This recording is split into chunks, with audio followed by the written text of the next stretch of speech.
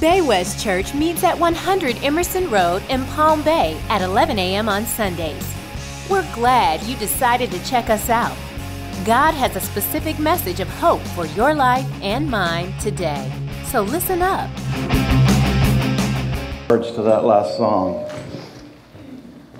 Last Sunday, the one-on-one with God discipleship group that I've been leading for 15 weeks, it was our last week, so we finished up last week. And one of the questions was, how do you feel knowing that God knows everything about you? How do you feel knowing that God knows every thought? He knows every corner of your heart. And it was fascinating because someone was honest enough to say they felt terrified. Like, God knows how screwed up I am. God knows how much I mess up. But the good news is, He loves us anyway. He loves us anyway. There's nothing you can do. Once you have come to faith in Christ and you have a relationship with the Father that we've been singing about, there's nothing you can do to lose His love. I know that's hard for us to imagine because we're different, right? We can love somebody and not love them. We can be like flowers. He loves me not, He loves me. But God's not that way. Thanks for that song. I appreciate you guys leading us in worship. So a couple months ago, I started noticing that our TV was blurry. And it's a really cheap TV, but it's also a really new TV. And then the same problem started happening with my laptop computer. The screen got kind of fuzzy and blurry. And even some of the books we have started getting fuzzy and blurry. And I thought, man, this is contagious. One thing after another is getting fuzzy and blurry. And then I thought, maybe it's me who's getting fuzzy and blurry. Maybe it's my eyes. And I don't know about you, but I put things off. So I just kind of went through fuzzy, blurry world for a while.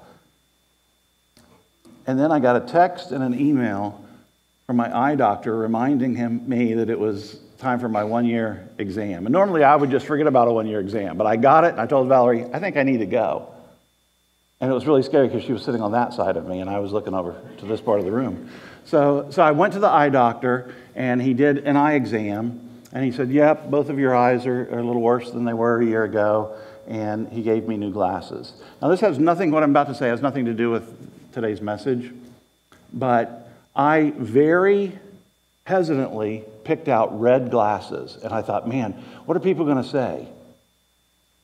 I've seen at least 50 of you this week, up close and personal. I've seen family members, not one person, either nobody's noticed that I'm wearing red glasses, which I was like all worried, we always think everybody's staring at us, or all of you are way too polite to say, those are the ugliest glasses I've ever seen. And I actually got 2 pair for the price of one, and my other pair looks exactly like the ones I've been wearing for the last year, so I'll be wearing those too. But I knew my eyes, there was something wrong, and I knew where to go to find out what was wrong and what to do about it. If you start to get a toothache, you know exactly where you need to go. You need to go to the dentist. And what do? They do an exam. They examine your teeth, they take x-rays so they can look deep down inside and see what's wrong so that they can provide a treatment plan. If you're wondering about your finances, do I have enough money to retire? I wonder how I'm doing. You're probably going to go to a CPA or a financial advisor, and they're going to examine your portfolio. They're going to examine all of your assets and tell you where you stand and give recommendations that could improve your financial health. If you have back problems, where do? You go to a chiropractor.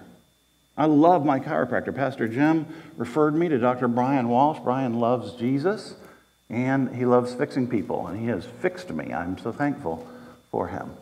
But when I went, he did this exam.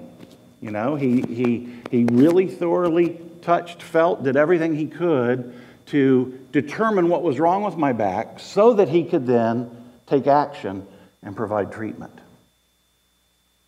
One of the first cars we ever had, my grandparents bought us a 1967 Dodge Dart. I was probably 21 at the time. How many of you, think back when you were 21, wish you had had a 1967 Dodge Dart? Yeah, me either. You did? Oh, you knew that slant six would last forever, right? No, the one with the 318 Yeah, ours didn't have a 318. Ours, like literally, you'd be going down the road, and if you ran over a piece of bubble gum, it would stop the car. You know, it just didn't have enough oomph to keep going. But they got us that car, and the first trip that I remember taking, we went up to Boone, North Carolina to visit family. And I'm on the interstate, and you need to understand, my grandfather worked in finances for Columbia Gas his whole life. My father was a financial manager for Harris his whole life. And what that means is they didn't teach me anything about cars because they didn't know anything about cars. So I'm driving down I-95, and we get up to about 60, get up to about 65, and it takes about 20 miles in a Dodge Dart before you can get up that fast. And that car started shaking like crazy. I mean, it was just vibrating like crazy. If I slowed down, it stopped. If I sped up, it just started shaking. I had no idea what was wrong. I'd slow down, speed up, start, stop. And I mean, when it shook, it was terrible. It was terrible. I tried taking my hands off the wheel, and little did I know that even back in 1967, they were working on robotic cars that could drive themselves. Because when I took my hands off the steering wheel, it changed lanes automatically. When I went to a mechanic to have it checked, I just told him what it was doing, and he goes, well, that means your tires are out of balance, and that means your car's out of alignment. Your wheels are out of alignment. I didn't know what either of those words meant, but he balanced it, and he aligned it, and all of a sudden I could drive, and it didn't shake, and it didn't shimmy, and it was a pleasure to drive. If you're out of balance, or if you're out of alignment, it's going to be a rough road. So what do we do when it seems like, and it's not that our eyes are blurry, it's not that our teeth ache, it's not that our back hurts. What do we do when we think we're kind of experiencing some spiritual stuff that's not good? How do we know when our faith is not balanced and aligned with God's purposes? Maybe you've experienced this. Maybe there's times when you used to pray and you used to like praying and you were excited about praying and then your prayers just seem like, man, you either just seem like nobody's listening, you know, you just feel like, is there really even a God there? Because is anybody listening to my prayers? Or you just don't feel excited about praying anymore. Your prayers get shorter and shorter and shorter and shorter. Maybe you used to love to dig into the Bible, and you read the Bible every day, and maybe you had some studies that you would do along with the Bible. Maybe you'd have daily devotional books that you love to go through, and then you kind of missed a day, and then you missed a day, and then you missed a week, and then you missed a month, and you don't know the last time you really sat down and enjoyed reading God's Word. Maybe you've just noticed that you used to really feel strong and confident about your faith, and now you've got doubts. You just start doubting things that you used to believe in 100%. You would never even have thought that you could waver from those beliefs, but you just gradually feel like maybe something's not the same as it used to be. How do you know what's wrong with your faith, and how do you know what to do about it? 2 Corinthians 13, verse 5, you can turn there if you've got a Bible, or we'll put it up on the screen for you. It says, examine yourselves to see if your faith is genuine. Then say these next two words with me. Test yourselves. Test yourselves. If you want to have healthy faith, you've got to test yourself. How do you do that? How do you test your faith? I'm sorry. Please, no, please. I don't mean to break you.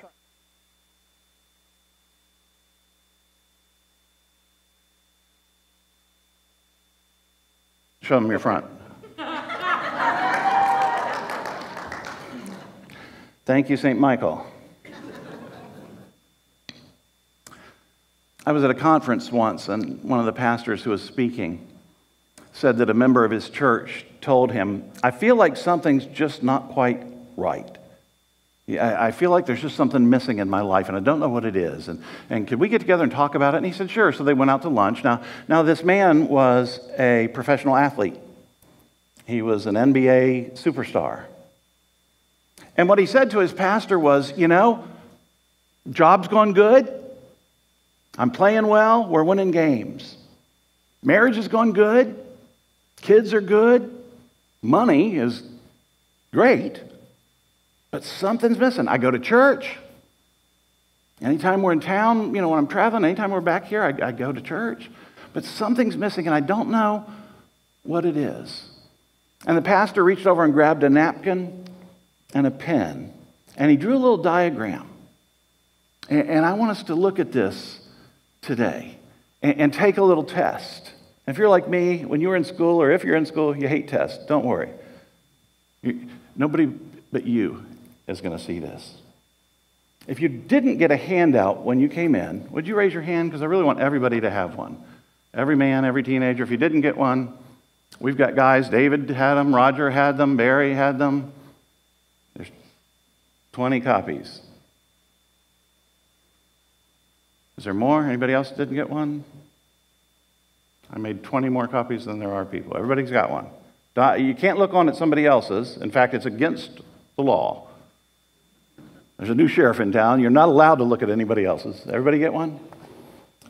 All right. Well, this is what this pastor showed this NBA player. And if you're watching on Facebook Live, or if you're watching the video on our website, there's a link there that you can download this. And I want to encourage you to download it now and go through this as we do it, because you can't just listen, you can't just watch. You really need to do this yourself. And I want you, as we go through these questions, I want you to be really honest with yourself, and I really don't want you showing anyone else. I want you to be really honest with yourself, and I want you to answer very, very, very quickly. There's 25 questions, and we're not catering in lunch or dinner, so that means you got to answer these really quick, really quick. So I'm going to read the question, and I just want you to write a number between 1 and 5. And so if you think you're doing really well in that area, that would be a 5. If you think you're really not doing good at all in that area, it would be a 1, or it may be somewhere in between. And again, this is only for you to see. I don't want your spouse to see it. I don't want your kids to see it. It's just for you. So I want you just to start jotting down some numbers. We'll start with the topic of worship. Attending church every Sunday is a priority in my schedule. So if you're here like every Sunday, unless something major happens, you'd give yourself a 5. If you don't get to come very often, maybe it'd be a 3 or a 2 or 1. My daily activities show that God is my number 1 priority. I love to worship God through singing. I maintain a balance between work and rest in my schedule.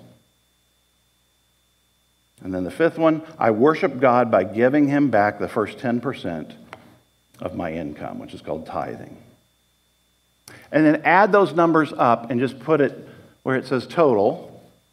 Just jot your total down there. Next category is fellowship. Again, 1 is the lowest, 5 is the highest. My circle of healthy, authentic relationships is consistently growing. I'm willing to be transparent and vulnerable with those who are closest to me. I receive spiritual encouragement and correction from others. If you get a 5, please come talk to me later and tell me how you do that, how you receive that. I need help. I'm plugged into a life group where I experience fellowship and accountability. And the last one, I truly pour into my relationships with family and friends. We pray for one another, hold each other accountable, and make time for each other. And then just total that category up. Write your total down there, and let's move on to discipleship. I read my Bible every day. And please know, the purpose of this is not to make you feel guilty. It's not somebody who I hold in the highest esteem, who's one of the godliest people I've ever known, said, I'm going to score really bad in this section. I don't want you to feel guilty about this. Just be honest and jot down the honest answer. I'm being discipled and I'm discipling others. I consistently read or listen to spiritual growth resources. When life changes or issues arise, I seek biblical answers. I make time every day for prayer. And then just add those up and jot your total down. And the next one is ministry. I see my painful experiences as opportunities to minister to others. I currently serve in ministry in my church. Those closest to me would say my life is a reflection of giving more than receiving. I look for ways to use my God-given abilities to help others. I regularly use my time and resources to bless or help others. And then add up the total and jot it down there. Last one, home stretch, missions. I regularly seek out people to invite to church. I've shared the gospel with someone in the past 6 months. In the last year, I've given my time or money to a global missions project. I look for opportunities to build relationships with those who don't know Jesus. In the last year, I've given my time or money to a local mission or service project. And then jot the total down for that one. Now, what I'd like you to do is take your total and flip over to the back side of the card and start with worship. So if your total for worship was, let's say, man, you're off the charts, 25, just circle that real quickly. Drop down to fellowship. If your total for fellowship was 5, discipleship, maybe you're up to a 15. Ministry, maybe you're a 20. Missions, maybe you're a 5. Just circle each one of those.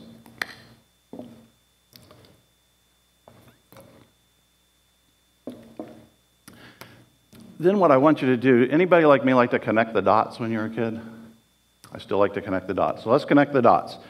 Just take each one of those little circles you just made, and I want you to draw a line from one to the other to make a circle.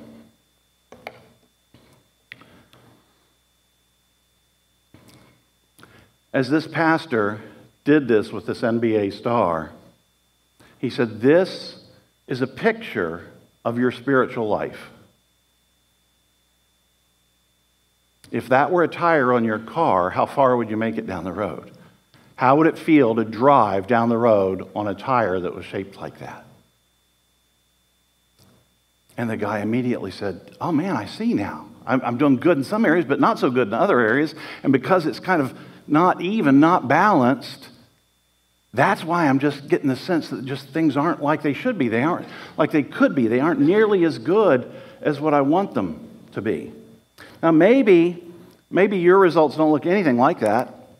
Maybe you got a 10, a 10, a 10, 10, 10. Look at that. If I had any artistic ability, that would look like a perfect circle. Look at that. All 10s. And you say, look, I'm balanced. But you know what that reminds me of?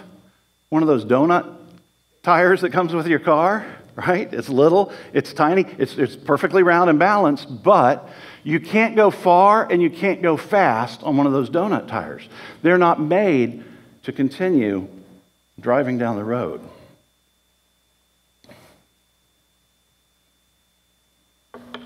As soon as that NBA player looked at that, he knew what was wrong.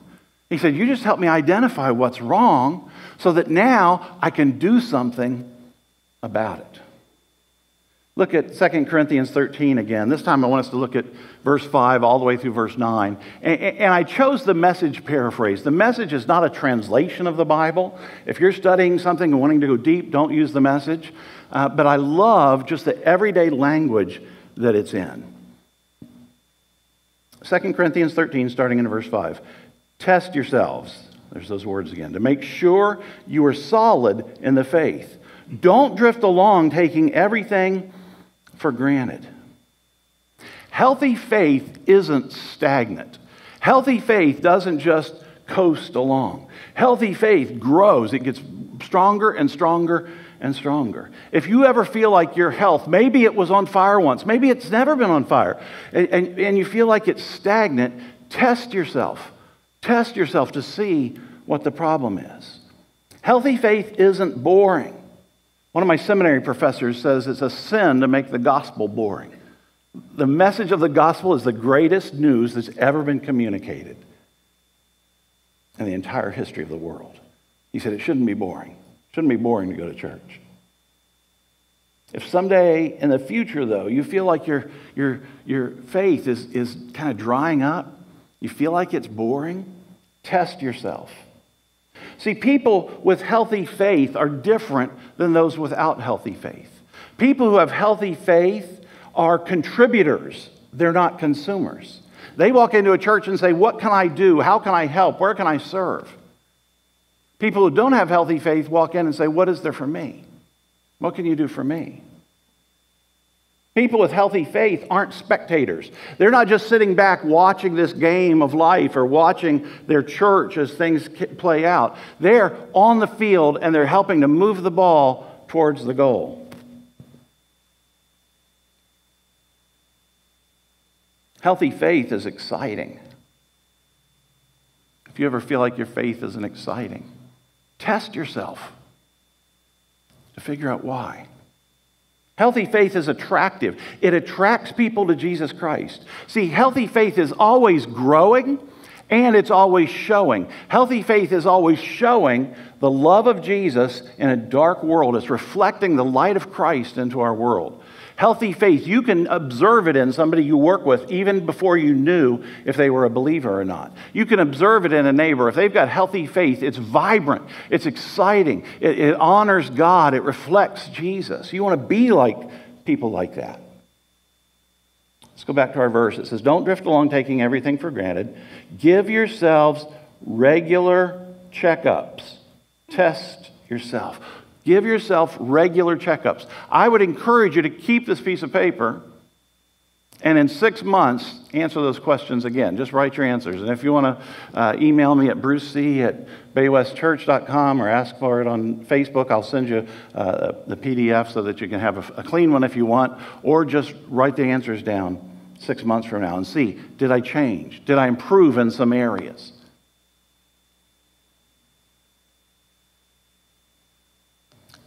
Our verse continues, you need first-hand evidence, not mere hearsay, that Jesus Christ is in you. Test it out. I hate to officiate funerals of people that I don't know if they were a believer in Jesus Christ. I don't give any false hope to people. I'm respectful, but I don't give any false hope. But I hate when I don't know. I want to know, was Jesus Christ in this person? Had they received Jesus Christ as their Savior? Were they following Jesus Christ with their life? If you are, then it's evident to other people. Other people will be able to see it. First-hand evidence, not mere hearsay, that Jesus Christ is in you. Test it out. And then notice the next sentence. If you fail the test, do something about it. That's the cool thing. The cool thing is, the reason I said this is not to be critical or judgmental or make you feel bad, it's to give an assessment. If we don't know where we are, and if we don't know why we're where we are, or what's wrong that's gotten us to where we are, then we don't have any idea what to do to go further down the road. We don't know what to do to become a closer follower of Jesus Christ. We don't know what to do to grow a healthy, vibrant, incredible faith. If you fail the test, do something about it. Look at any of those areas where you got a low score and do something about it. If your score was church attendance isn't a priority, then make it a priority. Say, that's going to be fixed in stone on my calendar. Valerie and I have 2 things that are fixed in stone on our calendars. Two things that, short of something major, we never change. We never change being at church, and we never change our date nights. And people say, can you meet on such and such a night? No, date night. And we have 2 date nights a week, so it really makes us turn down a lot of things, but it's the most important thing. It's the most important thing. God first, our marriage second. If you were low, you say you're not reading the Bible, then start reading it daily. Sign up for one of our one-on-one with God groups and start reading the Bible daily. If you're not giving, then start giving. If you're giving but you're not trusting God with the tithe, then tithe. If you're not serving in ministry, we need you. We need you. We've had 3 people drop out of the nursery recently. Do you know what that means? That means if you want your little baby to have their diaper changed, there's people having to be back there more than once a month. And we really want it to just be once a month. But we've got people sacrificing and they're stepping up and they're missing being in here so that they can serve our church family. We need more people serving. We've got lots of different opportunities to serve. If you're not in a life group, join a life group. If you're not inviting people to church, start inviting people. We almost always, Pastor Jim almost always promotes whatever the next series is going to be. So you know, oh, that would be great for so-and-so. I'll invite them. That would be a perfect topic for my friend or my coworker or my neighbor or my family member. Test yourself. And if you fail the test, do something about it. God wants every one of us to have healthy faith. He wants every one of us to be on fire for Him, to have an intimate relationship with Him. He wants what's best for us, and healthy faith is the best thing for us. Let's keep reading. It says, I hope the test won't show that we have failed. But if it comes to that, we'd rather the test show our failure than yours. I'm in a men's mentoring group with 3 other guys from the church, and we meet every other week. And this last week, we were taking some prayer requests, and Michael Mayer, Saint Michael, there you are. Michael said, what about you, Bruce? And I said, and I really wrestled. I thought, should I say this or not? But we're being really authentic in this group. We're just dumping it all out there. We're not playing Christianity. We're trying to live out our faith and grow our faith and encourage each other. And I said, you know, the cause of my stress and my depression is I'm concerned over the spiritual health of our church. I had a whole different sermon planned for today. And as I drove home that night, I thought, I got to change it. We got to do this. We got to do this. I want our church to not just survive, I want us to thrive. I want our church to be on fire for Jesus. I want our church to just be so passionate about Jesus, so passionate about reaching people who don't know Him and sharing the good news about Him, sharing the gospel. I want our church to be passionate about raising up disciples. I want to see lives changed and marriages saved and addicts set free. I want to see people come to faith in Jesus Christ. This says, I hope the test won't show that we have failed. If you got a low score on this test and I'm to blame, I'm sorry. If I've ever said anything or done anything that made me an obstacle or a detriment to your faith, I'm sorry. I'm truly sorry. Look at the final sentence. We're rooting for the truth to win out in you. We couldn't possibly do otherwise. I want you to have a healthy faith. Pastor Jim wants you to have a healthy faith. Our life group leaders want you to have a healthy faith. I want your spiritual life to be balanced. I want it to be aligned with God's plans and God's purposes for you.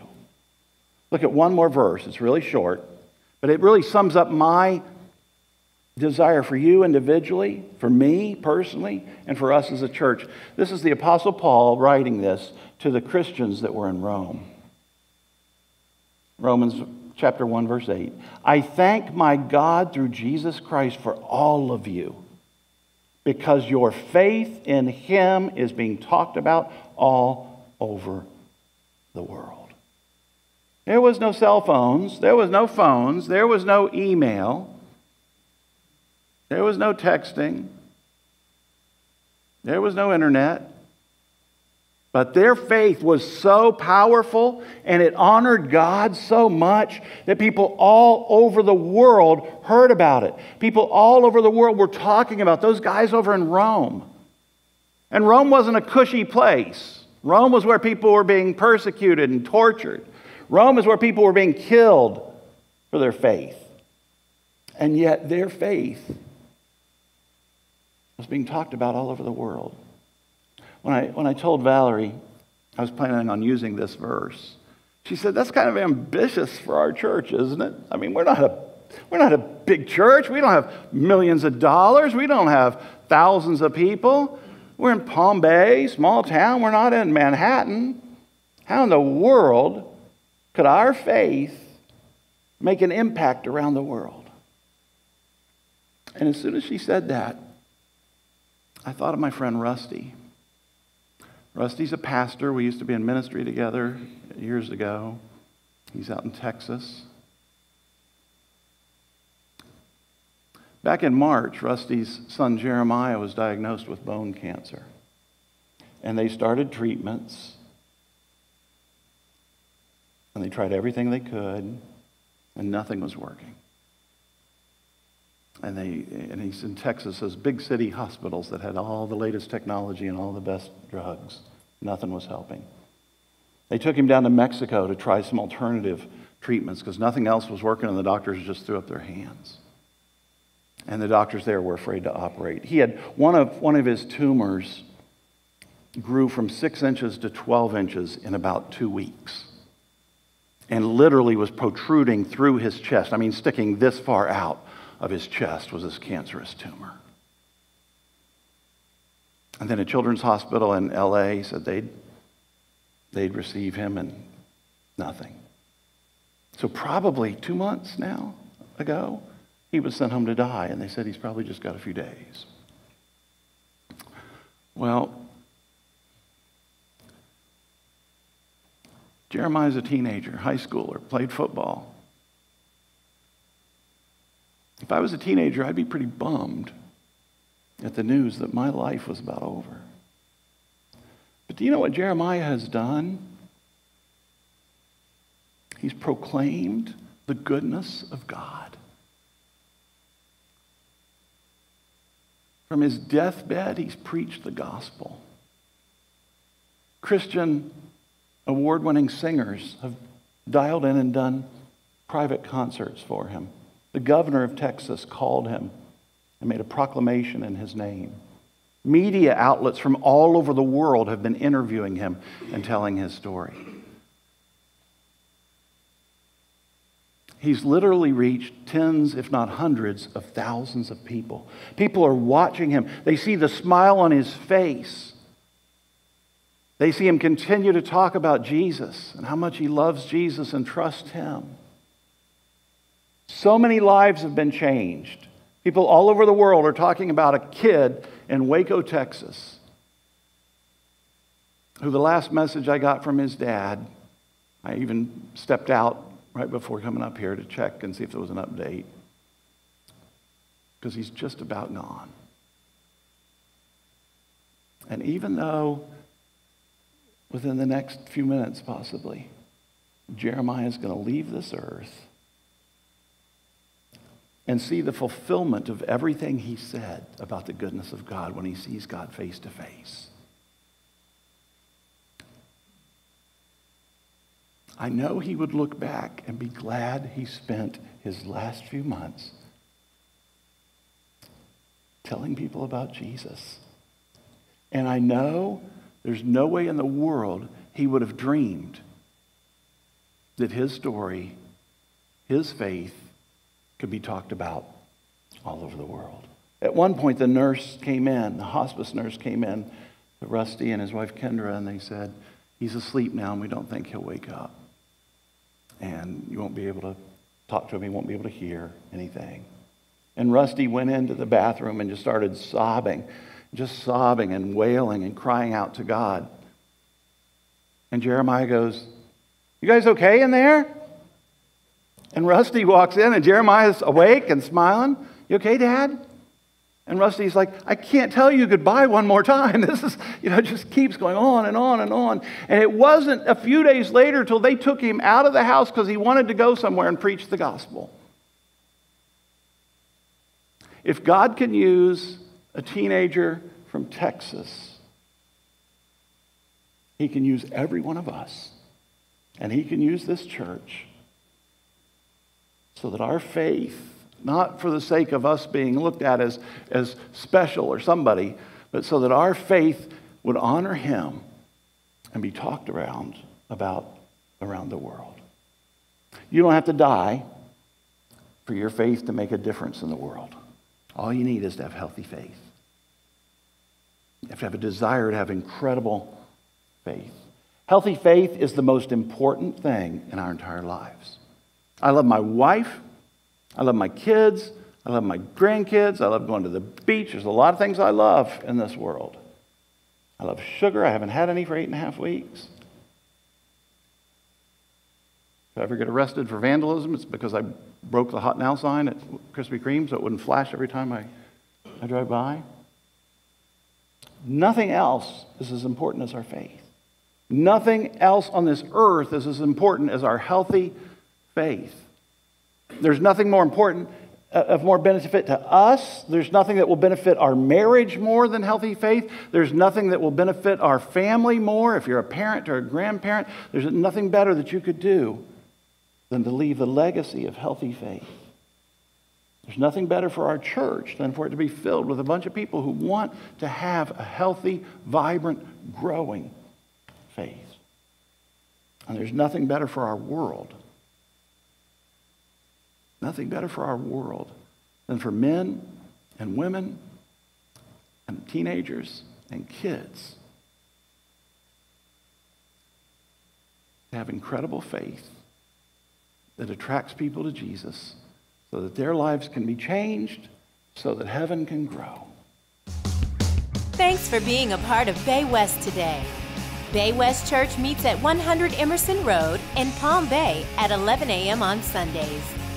Please feel free to check us out at baywestchurch.org, or you can follow us on Facebook at Bay West Church.